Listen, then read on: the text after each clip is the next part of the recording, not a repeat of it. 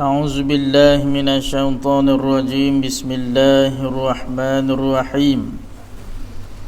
الحمد لله رب العالمين، والصلاة والسلام على سيدنا رسوله الأمين وعلى آله وصحبه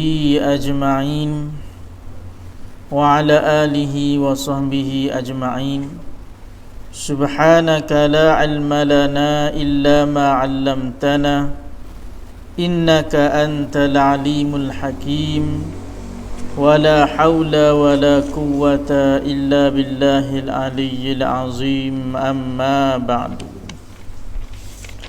Kat mana itu ya? 5 dekat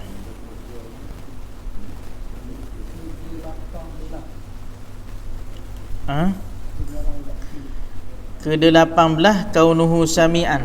Okey. Qala al-musannifu rahimahullahu ta'ala wa nafa'ana bi'ulumihi fid daraini amin ya rabbal alamin. Ke-18-nya yakni sifat wajib bagi Tuhan yang ke-18. Kaunuhu sami'an, artinya keadaan Tuhan Ta'ala, keadaannya Allah Ta'ala yang mendengar. Sifat maknawiyah. Bermula makna kaunuhu sami'an, iaitu satu sifat yang sabit bagi zat. Iaitu sifat yang sabit bagi zat, mana dia sifat yang ada pada zat. Yang ada memang ada pada zat. Bagi zat, selama-lama ada zat itu bersifat dengan sama. Apabila sifat zat Tuhan itu ada sifat sama, maka ada sifat kaunuhu sami'ah, keadaan Tuhan yang mendengar. Tapi keadaan ni barang yang dah boleh nak tunjuk, barang pahangku akal. Ayat panggil ada di dalam zihin, di dalam otak, tetapi tidak pada kharij. Tidak pada kharij ni apa? Tidak boleh ditunjuk di luar, tidak boleh ditunjuk fizikal. Barang keadaan iaitu lain daripada sama. Lain daripada sifat sama, sifat ma'ani. Dan melazim kaunuhu sami'an baginya bagi sama. Mana kaunuhu sami'an ni melazimi sifat sama. Begitu juga sifat maknawiyah yang lain. Lawang kepada kaunuhu sami'an, kaunuhu asam, artinya keadaan Allah Ta'ala yang tuli, mustahil. Iaitu mustahil keadaan Tuhan tu tuli. Ini kita berhadah pada sifat sama. Ke-19-nya kaunuhu basiran, artinya keadaannya Allah Ta'ala yang melihat. Bermula makna kaunuhu basiran, iaitu satu sifat yang sabit bagi zat, sifat yang ada pada zat. Selama-lama ada zat itu bersifat dengan basar. Selama sifat Tuhan tu ada sifat basar, maka adalah sifat kaunuhu basiran, iaitu lain daripada basar, lain daripada sifat basar. Sifat basar sifat ma'ani. Dan melazim ia sifat kaunuhu basiran baginya, bagi sifat basar. Lawannya kaunuhu a'ma, artinya keadaannya yang buta, mustahil, iaitu mustahil.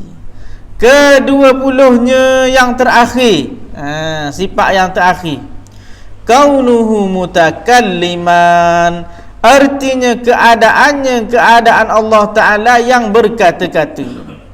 Bermula makna kaunuhu mutakalliman, iaitu satu sifat yang sabit bagi zat, sifat yang ada sungguh pada zat. selama-lama ada zat itu bersifat dengan kalam. Apabila Tuhan tu ada sifat kalam, maka adalah sifat ma'nawiyah ni. Kaunuhu mutakalliman, keadaan lain daripada kalam, lain daripada sifat kalam. Dan melazim ia bagi kalam, melazim kaunuhu mutakalliman bagi sifat kalam. Lawang kepada kaunuhu mutakalliman, kaunuhu abkam, artinya keadaan Tuhan yang kelu, yang bisu, iaitu mustahil.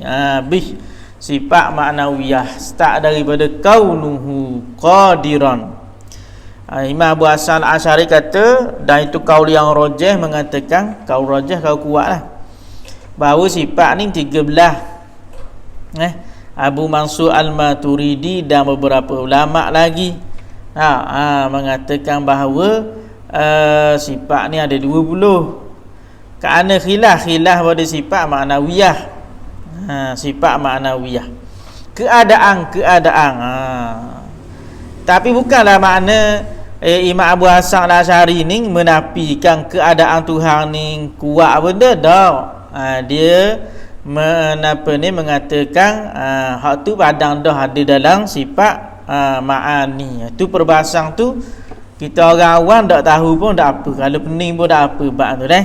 Cuma hak ni kita sebut sepitah lalu. Qala dan bahawasanya ketahui olehmu bahawasanya dalil atas segala sifat ma'nawiyah, iaitu ain dalil sifat ma'ani. Dalil sifat ma'nawiyah ni sama dengan sifat ma'ani. Dalil sifat ma'nawiyah sama dengan sifat ma'ani. Dan bahawasanya segala sifat yang 20 itu terbagi atas 4 bahagian. Ni nak bagi sifat 20, berarti bagi 4 pula. Sifat 20 ia bagi 4. Tadi 20 kita bahas wujud menapa, kidang menapa, siapa habis siapa 20. Ni ia pun bagi 4 pula. Dia bagi 4. Pertama daripada 4 bahagian, sifat nafsiyah namanya. Sifat nafsiyah, nama sifat yang pertama sifat nafsiyah, iaitu satu jua nama sifat wujud. Sifat nafsiyah sesaja sifat wujud. Apa nama sifat nafsiyah? Kerana nisbah kepada nafs atau nisbah kepada zat Tuhan. Kerana tidak dikatakan sifat tersebut melainkan kepada zat. Faham dah? Kerana sifat nafsiyah ni zat Tuhan, dia bahas zat Tuhan, ada tak ada? Ada tak ada? Alright? Maka yang pertama dia panggil sifat nafsiyah. Sifat nafsiyah satu saja wujud, ada. Bangsa amru itibari, bangsa yang faham pada akal. Amru itibari ni bangsa faham pada akal, tapi nak tunjuk tak boleh. Tak? Belok, panjang, pendek, keadaan. Orang kata keadaan lah. Ada, contoh ada. Ada tu, nak tunjuk ada tu payah. Tak, bila kita tunjuk tu kena kepada zat. Faham? Qala pertama sifat nafsiyah yang namanya iaitu satu saja sifat wujud. Yang pertama, bahagian yang pertama daripada 20 sifat, nama dia sifat nafsiyah. Sifat nafsiyah. Habis dah sifat 20 kita bahas. Yang maksudnya bagi 4 pula. Yang pertama nama dia sifat nafsiyah. Sesaja sifat dia wujud. Kita ambil 20 tu, ala-ala misal balik rumah kalau rajin. Tak? Wujud kidang wakak siapa kaunuhu mutakalliman, kita bagi 4. Nafsiyah daripada 20 tu sesaja wujud, kita pun tulis wujud. Sifat nafsiyah satu wujud. Kalau ganjing tak nak suruh nampak. Qala Keduanya, bahagian yang kedua, sifat salbiyah namanya, iaitu lima sifat qidam dan baqa dan mukhalafatuhu lil hawadith dan qiyamuhu binafsihi dan wahdaniyah. Bahagian yang kedua pula dia panggil sifat salbiyah. Dia panggil ambil daripada salab. Makna dia apa? Sifat yang menunjukkan barang menafikan. Salak ni maksud dia salbiyah ni menafikan. Kenapa dia nafi? Barang yang tiada layak bagi zat Allah Subhanahu wa ta'ala. 5 sifat ni dia menafikan benda yang tak layak bagi Tuhan. Mana? Sifat salbiyah contoh tadi, 5 sifat kediang daripada wujud, iaitu qidam. Qidam nak nafi apa? Dia nak nafikan ketiadaan sebelum ada. Itu ulang umur dah. Masa bab qidam dulu. Manusia bukan manusia saja, segala makhluk itu ni, manusia, langit, bumi, apa-apa saja ni, dia ini ada ketiadaan sebelum ada. Segala jenis makhluk selain daripada Allah Subhanahu wa ta'ala dimulai dengan ketiadaan. Ia tak ada, lepas tu barulah ada. Sebab tu dia ada permulaan. Qidam, sifat qidam tu dia nak nafi tak ada sebelum ada. Dia panggil adam sabik, ketiadaan yang mendahulu. Maka qidam ni nak nafi tu lah. Nak nafi tak ada sebelum ada. Lepas tu ulama terjemah sedia kala. Sedia kala ni makna dia tidak didahului dengan tak ada. Kalau makhluk didahului dengan tak ada, faham? Tu qidam ia nak nafi ketiadaan. Ketiadaan sebelum wujud. Faham tak? Lepas tu ulama ni dia buat perbahasan bab apa ya tak wujud nombor 1. Bab apa tak wujud nombor kediang boleh je. Tak. Tapi inilah sebab dia. Sebab kita nak bahas Tuhan. Nak bahas sesuatu benda, sesuatu perkara, ada ke tak ada. Itu perbahasan yang pertama. Bila ada baru kita bahas. Ada lagu mana? Kita dah bahas Tuhan ni mesti ada. Okey, maka dah bahas Tuhan mesti ada. Adanya Tuhan macam mana? Itu yang mari pula sifat salbiyah. Adanya Tuhan tidak didahului dengan tak ada. Bila tidak didahului dengan tak ada, maka ternapilah siapa yang mencipta Tuhan. Siapa yang mencipta ni? Kalau dulu tak ada, baru kita tanya soalan.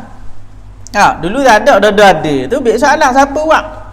Kita lalu satu-satu kampung, dulu hutang, lalu kediang ada rumah, baru tu biar soalan pi buat rumah. Faham tak? Kalau tak, tidak tu biar soalan. Gitu tak? Bila Tuhan itu sendiri qidam, maka tak tu biar dah soalan siapa cipta Tuhan. Tak? Sebab Tuhan itu sendiri qidam. Qala, lagi pula soalan tadi tu, kalau tanya dia akan tubik 2 jawapan. Kita bahas dah dulu. Qidam. Okey, lagi pula sifat salbiyah lepas daripada qidam, baqa. Baqa. Qidam baqa. Baqa dia nak nafi apa? Sifat salbiyah ni baqa. Nak nafikan ketiadaan selepas ada. Makhluk semua sekali ni lepas dia wujud, dia akan berakhir dengan ketiadaan. Tak ada pula lagi, kecuali 10 perkara kita bahas dululah. Tak ada pula kat gigi semua ni tak ada, hancur. Sama ada dengan mati ataupun dengan kiamat. 2 tu ya. Sama ada orang tu mati ataupun kiamat. Maknanya semua akan tak ada. Bila kiamat ni semua akan tak ada. Langit, bumi, bulan, bintang, cakrawala semua sekali itu akan tak ada, belaka binasa dengan tiupan Israfil. Mana turbo belaka. Orang kafir sendiri mengakui akan tak adanya bumi, tapi mikir kata tak ada bumi jelah. Tidur sibuk cari planet lain kan. Cari planet tu, cari planet ni. Padahal semua sekali dengan planet-planet tu akan culbu. Jadi kita kata bakok ni nak nafi ketiadaan selepas ada. Tuhan itu kekal. Kekal. Dia tidak macam ke makhluk. Makhluk ni akan hancur. Qala dan mukhalafatuhu lil hawadis. Mukhalafatuhu lil hawadis sifat salbiyah juga. Salbiyah ni menafikan barang tak layak bagi Tuhan. Mukhalafatuhu nak nafi apa? Kita bahas dah dulu mukhalafatuhu nak nafi apa? Nak nafi jisim bagi Tuhan. Nak nafi arad bagi Tuhan. Nak nafi Tuhan ni bukan jisim. Ada. Tuhan bukan jisim, bukan jirim, bukan jauhal fardi, bukan. Nak nafi arad yang menupang kepada jirim, menupang kepada jisim. Nak nafi apa lagi? Mukhalafatuhu ta'ala lil hawadis. Nak nafi tepat. Tuhan ni tidak ada tepat, kerana tepat ni adalah makhluk. Makhluk saja berhajat pada tepat. Nak nafi apa lagi pada mukhalafatuhu ta'ala lil hawadis? Nak nafi masa. Masa tak ada bagi Tuhan. Makhluk saja berkait dengan masa. Kalau ada bincang bab masa kan, masa di bumi lain dengan masa di planet mustari. Orang ada bincang. Bila kelajuan cahaya pula, maka masa dia lebih lambat daripada orang yang berkeadaan pegung. Ni bincang bab ni pelih tu. Tapi orang kafir ni, ni ada orang Islam pun bincang juga, orang kafir pun bincang juga. Dia kata bahasa apa? Dalam hadis Nabi, orang kafir bincang. Nabi Isa naik muda turun muda. Dia kata apa? Nabi Isa naik muda turun muda. Dia akan turun sama macam umur dia naik dulu. Mana muda, naik muda turun muda. Padahal 1000 tahun. 1000 tahun tu. Jarak Nabi Isa dengan kita akhir zaman. Kita dengan Nabi Muhammad hijrah 1443 dah. Ni lama. Nabi Isa lama lagi. Tiba-tiba turun muda. Dia bincang 4 masa ni. Maka dia kata bahawa Nabi Isa naik pada satu tempat. Tempat tu kosong bahagian masa. Masa juga, tapi tidak terpengaruh dengan masa yang ada. Maka turun Nabi Isa sama saja umur dia ketika dinaikkan. Cerita bab masa. Nak khabar makhluk ni kait dengan masa. Sama ada kita di bumi ada masa dia, di langit ada masa dia, di situ di sini ada masa. Maka Tuhan tidak berkait dengan masa. Tuhan tidak berkait dengan masa pada mukhalafatuhu ta'ala al-hawadith. Lagi nak nafi apa? Nak nafi pihak depan, belakang, kiri, kanan, atas, bawah. Tuhan ada. Gitu dah. Makhluk ada atas, bawah, kiri, kanan, depan, belakang. Cakap atas tu kenapa? Itu ialah ketinggian. Pangkat. Bukannya pihak. Atas, bawah, kiri, kanan, depan, belakang. Al-azminah, al-amkinah. Nak nafi masa, nak nafi tempat, nak nafi jihah. Itulah di antara perkara-perkara yang kita nak nafikan. Pendek kata kesimpulannya. Kalau kata orang panjang kat ustaz orang, pendeknya nak khabar mukhalafatuhu lil hawadis. Tuhan tak sama sikit dengan makhluk kok mana-mana pun. Gitu dah. Seumpama disebut oleh sahabat, kullama khatara, tiap-tiap kali mari nitah di dalam zihin kita, dalam otak kita, maka Allah bersalang dengan demikian itu, demikian yang mari nitah. Tu kesimpulan. Kesimpulan yang dibuat. Kesimpulannya tiap-tiap kali mari nitah Tuhan gini maka Allah bersalahan dengan demikian gini dalam diri kita. Tuhan ni gini kau, bukan belaka. Faham tak? Bukan belaka. Dosa Tuhan syurga dah. Tak. Syurga ni barang yang dak telitah pun dalam hati. Telitah dalam hati tu bukan lagi maknanya. Hebat lagi daripada kita nitah. Ya.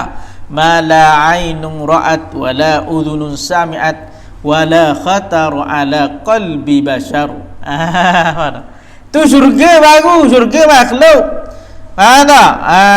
Syurga ni barang yang tiada pernah dilihat oleh mata, tiada pernah didengar oleh telinga, tiada pernah terlintas di dalam hati manusia. Mana ni tak ada hati hebat lagi. Kita duk mikir syurga ni gini kau tu hebat lagi daripada gini kau dalam hati kita. Tu baru syurga. Tuhan apatah lagi. Tiap-tiap kali nitah kesimpulan pada mukhalafatuhu lil hawadith bukan begitu. Tuhan bukan begitu. Kalau mari apa-apa sahaja bisikan yang nitah dalam hati kita, yang nitah main dalam akal kita, tu selamat. Hak tu selamat. Qala dan qiyamuhu bi nafsihi, sifat salbiyah. Qiyamuhu bi nafsihi ay la yahtaju ila mahallin wala ila mukhassisin. Qiyamuhu bi nafsihi nak nafi apa? Nak nafikan Tuhan tidak berhajat kepada zat, kerana dia itu zat. Lagi nak nafi apa? Tuhan tidak berhajat kepada pembuat. Sama macam kidang ni. Tak? Tuhan tidak berhajat kepada tukang buat. Tak? Kita ni berhajat kepada pembuat. Kita ni berhajat kepada pembuat. Jisim kita ni walaupun tidak berhajat, tidak perlu kepada zat, tapi perlu kepada pembuat kita. Arak kita ni perlu kepada kita, perlu kepada pembuat. Tu perbahasan dalam qiyamuhu ta'ala binafsihi. Tuhan tidak perlu kepada zat, tidak perlu kepada pembuat. Bapa kita ulang balik pasal siapa tepat dia. Bapa tak perlu kepada pembuat. Kalaulah kita membenarkan soalan siapa cipta Tuhan, ya dak habis, hanya tu baik dua jawapan sahaja. Mana jawapan dia? Iaitu yang pertama tasalsul. Tasalsul ni bereke-reke. Tak? Siapa buat Tuhan A, Tuhan B. Siapa buat Tuhan B, Tuhan C. Siapa buat Tuhan C, D, E, F, G, H. Dah habis. Tu dia panggil tasalsul, bereke-reke. Maka bereke-reke gitu boleh buat kerja ke? Tak boleh buat kerja. Kalau bereke-reke tak boleh buat kerja. Tak percaya kita tengok aduan kita dah nak suruh baki jalan. Ni dah boleh kena pergi ke arah ni, ni dah boleh kena pergi arah ni, ni dah boleh ke arah ni. Ya bereke-reke gitu siap tak jalan? Tak siap. Faham tak? Kalau siap pun lambat. Tak? Sebab bereke-reke ni tak siap. Kalau main bereke-reke rasa Tuhan kita baru. Nampak? Dah ni ada dak langit bumi. Ada. Dah main bereke-reke, kita nak tarik nafas nak kena ya kehendak daripada Tuhan. Kalau Tuhan jenis bereke-reke gitu, kita nak tarik nafas. Natijah nak tanya Tuhan atas boleh tarik nafas tak? Ni kata natijah nak tanya atas boleh tarik nafas tak? Mampu kerah itu. Faham tak? Maka terbatal tasalsul. Tasalsul itu terbatal. Akal kita membatalkan. Tuhan bukan jenis gitu. Kalau kita benar juga siapa cipta Tuhan, ia pergi pula nombor 2, musim ketang dia panggil dur. Dur, siapa buat Tuhan A, Tuhan B. Siapa buat Tuhan B, Tuhan A. Ni pun akal kita tolak. Pasal apa akal kita tolak? Hak mana dulu, hak mana kediam. Tukang buat, dia mesti dulu daripada kena buat. Siapa buat Tuhan A, Tuhan B. Okey. Siapa buat Tuhan A, Tuhan B. Tuhan B mesti wujud dulu pada Tuhan A, betul tak? Sebab dia tukang buat Tuhan A. Siapa buat Tuhan B? Tuhan A main musim ketang. Maka mana dulu mana kediang? Tak ada dulu, tak ada kediang, jeng. Otak kita tak boleh terima. Maka kedua-dua jawapan ini ditolak oleh akal kita. Ni boleh jawab soalan Siti Kasing ni. Siti Kasing tanya, siapa cerita Tuhan? Boleh jawab malah ni. Ambil dua ni pergi jawab kepada Siti Kasing. Qiyamuhu ta'ala binafsihi. Qala, lagi sifat salbiyah wahdaniyah.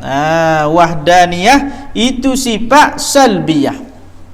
Wahdaniyah nak nafi apa? Wahdaniyah ia nak nafikan kam, dia panggil. Beberapa, kam bahasa Arab, bahasa Melayu dia panggil beberapa. Beberapa bilangan.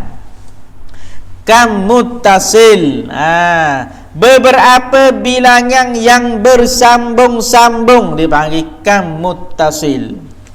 Kam munfasil, beberapa bilangan yang berpisah-pisah. Maknanya wahdaniyah dia nak nafikan beberapa bilangan.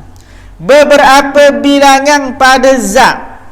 Dia nak nafikan beberapa bilangan pada zat. Sebab makhluk dia terdiri daripada beberapa bilangan.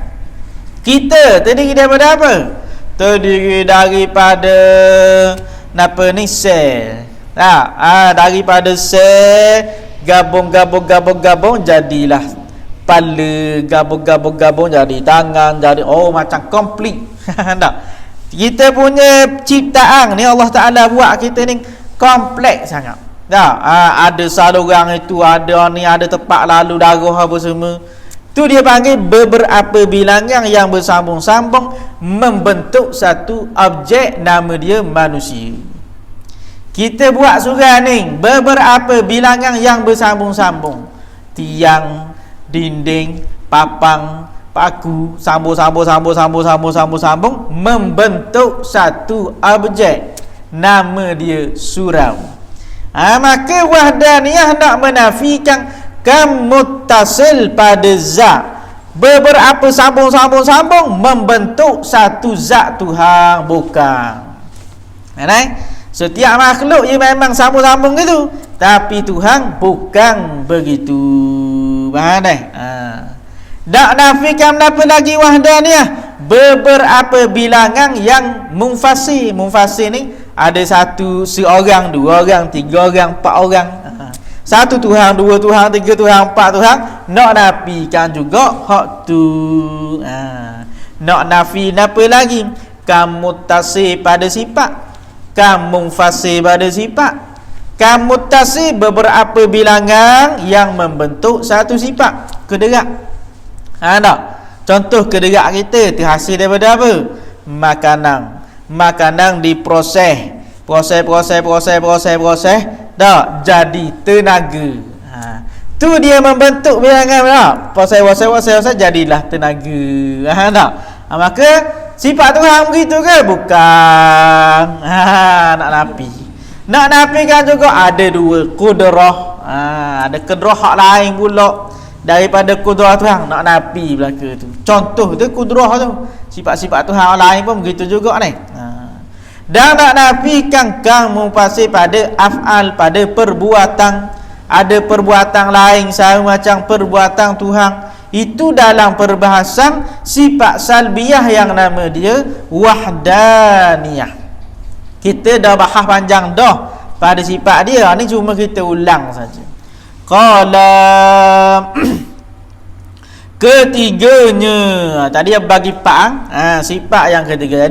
Tadi kalau kita balik rumah pengrajin ni kita susung daripada 20. Sifat nafsiyah tulis wujud sifat salbiyah 5 qidang baqa mukhalafatuhu lil hawadis qiyamuhu binafsi wahdaniyah.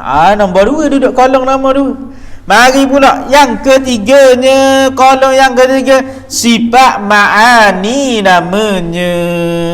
Nombor 3 dipanggil sifat ma'ani. iaitu 7 sifat. Qudrah dan iradah dan ilmu dan hayah dan sama' dan basar dan kalam. Sifat ma'ani sifat hak bangsa ada sungguh. Sifat hak ada sungguh. Ada sungguh ni makna kalau buka hijab boleh nampak. Sebagai sifat ada sungguh. Sifat ma'ani. Mana sifat ma'ani? Qudrah. Tuhan ni ada qudrah. Ada sifat berkuasa. Sifat kudrat itu sendiri, sifat berkuasa itu sendiri. Ada. Kudrah, sifat ma'ani ni dia ada ta'alluq. Selain dia itu adalah sifat, dia juga ada tambahan lain. Apa tambahan lain? Ta'alluq. Ta'alluq ni apa? Fungsi boleh, tugas boleh, kerja boleh. Nak terjemah. Nak kata boleh. Maknanya dia selain daripada sifat itu ada pada Tuhan, dia ada pula tambahan. Ada ta'alluq dia. Qudrah, ta'alluq dia apa ta'alluq? Qudrah iaitu ijad, menciptakan atau meniadakan perkara yang harus. Dia ni ada ta'alluq kepada yang mungkin, yang harus sahaja. Tidak berta'alluq, tidak berfungsi kepada yang wajib, tidak berfungsi kepada yang mustahil. Qudrah dan iradah. Ada iradah, sifat ma'ani ni iradah, kehendak. Ada kuasa, ada kehendak sama juga, iaitu kepada yang mungkin. Dan ilmu, ilmu Tuhan ada ilmu, sifat ilmu. Ilmu Tuhan ni ta'alluq belaka kepada wajib, kepada mustahil, kepada harus. Tuhan tahu bahawa diri dia tu ada wajib, kepada wajib. Tuhan tahu makhluk itu ada, itu kena kepada harus. Pasal makhluk ni duduk pada harus. Tuhan tahu sama ada yang telah ada, yang akan ada. Tu pada ilmu. Tuhan tahu tidak ada syarikul bari, tidak ada sekutu bagi Tuhan. Pada sifat ilmu tu dipanggil ta'alluq.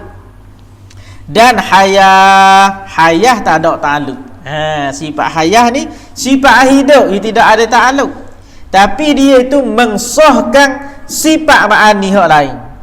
Maknanya sifat hayah ni dia mensahkan. Maknanya adanya hayah adalah sifat ma'ani. Faham tak? Contoh kita tak pada kita manusia, makhluk bila kita hidup ada kederak, tu tak? Ada kederak, ada kehendak, ada boleh tengok, ada boleh dengar, ada boleh cakap. Betul tak? Bila orang tu hidup. Kalau orang tu mati, ada benda tu? Tak ada dah. Jangan tengok pada alam barzah. Tengok ada alam dunia. Tengok ada alam barzah memang Nabi kata orang mati ni boleh dengar lebih dah orang hidup. Itu dalam hadis Nabi tu. Kalau tengok pada alam barzah, tengok pada alam dunia. Bila alam dunia orang tu mati, ada lagi benda-benda saat ni? Tak ada dah. Tak ada dah boleh tengok, tak ada dah. Tak ada dah boleh dengar, tak ada dah boleh cakap. Tak ada kerah dah, mati dah. Faham tak? Maka bila hidup, ada dah tadi? Ada. Maka sifat hayah ni dia mensahkan adanya sifat ma'ani. Faham dah? Qala, tidak ada ta'alluq pada sifat hayah. Dan sama' dan basar dan kalam. Sifat sama' ni dia ni nyata dan terang. Ta'alluq dia sama' kepada maujudat. Dengar tak? Kepada maujudat. Dengar Tuhan ni bukanlah macam kita. Kita ni ta'alluq dengar pada suara. Tuhan tak dengar belaka. Barang yang ada Tuhan dengar belaka. Tu sama'. Dan basar, basar ni lihat. Tak, kita lihat, kena kalau tak ada cahaya tak boleh lihat. Tuhan tak gitu. Barang yang ada nampak belaka. Dan kalam, kalam ni kena kepada wajib, mustahil, harus. Tuhan kata kepada Tuhan ta'alluq kalam kepada yang wajib. Tak, Tuhan kata inni anallah. Wadah. Dalam ayat Quran, mana Tuhan ta'alluq kalam Tuhan kepada yang wajib, ta'alluq kalam Tuhan kepada yang mustahil. Laqad kafaral lazi, telah kafirlah orang yang mengatakan innallaha salisu salasah. Takluk Tuhan kepada yang harus. Wallahu khalaqakum wa ma ta'malun. Itu sifat kalam. Sama basar kalam ni takluk dia panggil inkishah, nyata. Tapi nyata sama dengan nyata basar lain, nyata kalam lain. Nyata dengar lain, nyata tengok lain, nyata cakap lain. Nyata cakap pula. Kalam dilalah nyata ilmu, silap ni. Nyata ilmu lain, nyata sama lain, nyata basar lain. Nyata belaka tapi lain-lain. Sama dengar, mula-mula bobek-bobek dak dengar. Lepas tu jelas, nyata tapi nyata dengar lain tu dak. Tengok gitu kok gelap blackout. Dok jelas.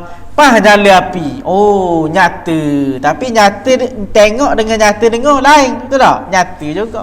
Ilmu masa tak ada ilmu, masa jahil semabuk.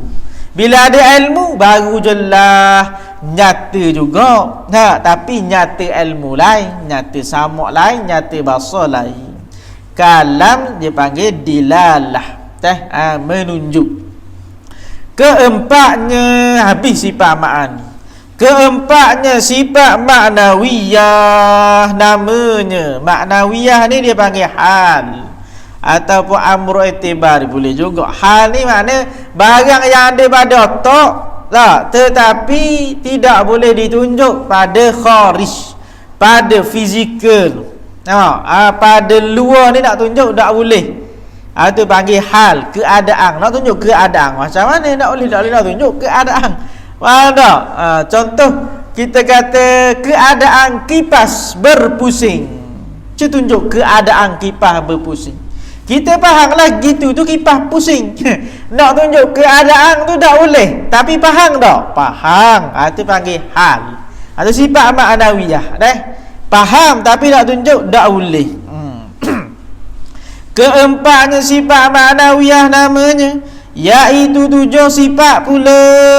Kaunuhu qadiran, keadaan Tuhan yang berkuasa, dan kaunuhu muridan, keadaan Tuhan yang berkehendak, dan kaunuhu aliman, keadaan Tuhan yang mengetahui, dan kaunuhu hayyan, keadaan Tuhan yang berhidup, kaunuhu sami'an, keadaan Tuhan yang mendengar, kaunuhu basiran, keadaan Tuhan yang melihat, dan kaunuhu mutakalliman, keadaan Tuhan yang berkata-kata.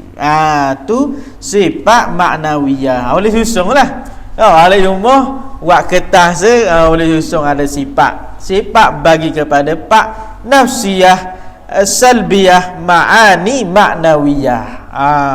Itulah apa ni pak bahagian sifat 20 kita bagi pak.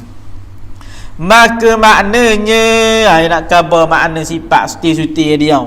Sifat nafsiyah iaitu tiap-tiap sifat yang sabit bagi zat. Sifat nafsiyah ni dia kata sifat yang ada pada zat. Sabit ni adalah, mana kita kata sabit bagi zat, ada pada zat.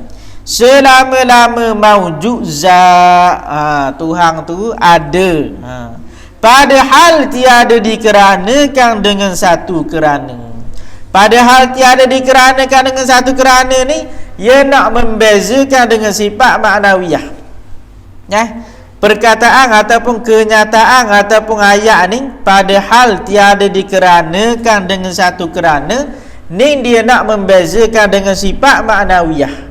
Sifat maknawiyah dikeranakan. Contoh kaunuhu qadiran. Kaunuhu qadiran sebab apa? Dikerana ada sifat kudrah. Itu sifat maknawiyah. Jadi sifat nafsiyah tiada dikeranakan dengan satu kerana. Tu masuk ayat tu.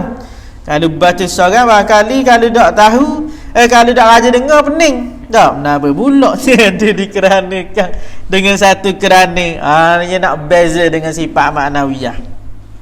Artinya tiada melazim ia bagi satu sifat yang lain. Dia terang.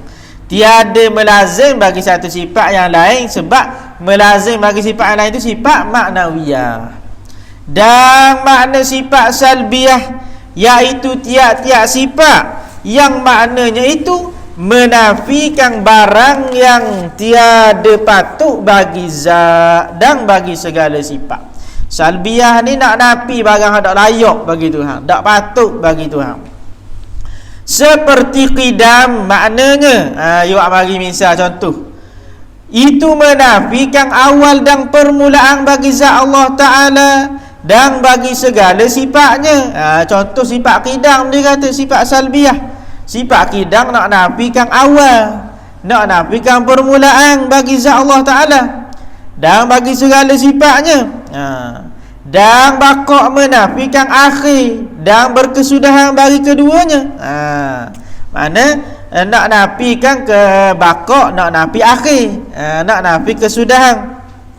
Demikianlah engkau kata pada segala makna yang tinggal lagi daripada sifat salbiyah. Maksud dia apa? Begitu juga sifat-sifat hak lain daripada sifat salbiyah. Misal ada permulaan bagi Allah Ta'ala dan ada akhir baginya. Ni hak mustahil belaka ni.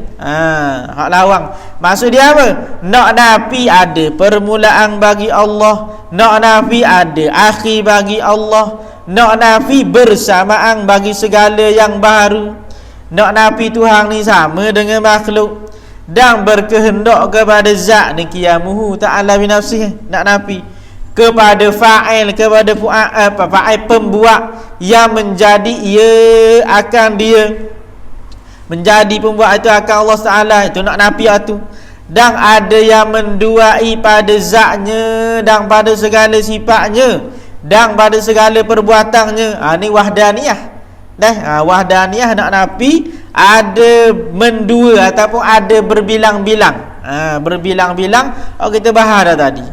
Itu tiada patut bagi zat Allah Ta'ala. Hak tadi semua sekali tu start daripada atas nung, ada permulaan itu, tiada patut bagi zat Allah Ta'ala, tak patut.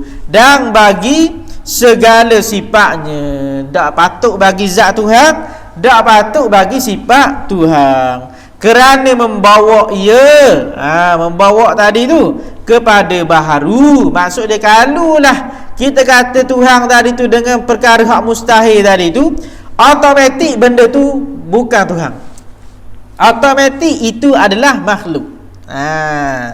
Dan lemah. Bila ada mustahil tadi tu jadi lemah.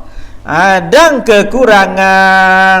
Maka bila ada hak mustahil tadi tu, itu makna itu makhluk, itu lemah dan itu ada kekurangan. Bermula yang demikian itu, yakni demikian tadi kekurangan lemah tadi itu mustahil atas Allah Ta'ala. Mustahil bagi Allah Subhanahu wa Ta'ala. Dan dinamakan sifat salbiyah itu kita bahas pula pada akan datang. Wallahu a'lam. Bismillahirrahmanirrahim. Alhamdulillahil alamin, wassalatu wassalamu ala rasulillah. Allahumma fa'na ma 'allamtana wa 'allimna ma yanfa'una wa rabbana zidna 'ilma. Rabbana atina fid dunya hasanah fil akhirati hasanah wa qina azaban nar. Sallallahu alaihi wasallam Muhammad wa ala alihi wasallam. Alhamdulillahirabbil alamin. Taqabbalallahu minkum.